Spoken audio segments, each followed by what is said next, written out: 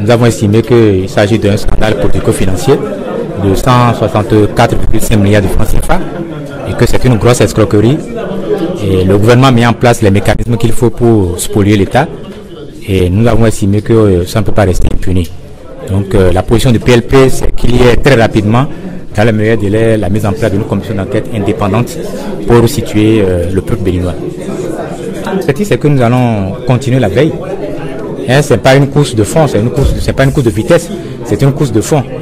Donc nous allons continuer la veille citoyenne et surtout par rapport à ce dossier de Hofmas, nous allons suivre ça de très près parce que la pratique c'est que chaque fois quand il y a des scandales, le gouvernement essaye de détourner notre attention sur des futilités et pour que les gens puissent oublier.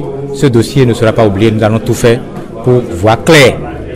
On ne peut pas sortir des milliards comme ça dans les caisses de l'État et venir nous parler de préfinancement, de BOT, de tout ce que vous savez. Donc nous allons veiller à ce qu'au plan national, au plan international, qu'il y ait la pression qu'il faut pour que nous puissions voir clair dans comment l'argent de l'État a été géré. La sortie médiatique même du directeur des infrastructures et des transports a plongé même le gouvernement.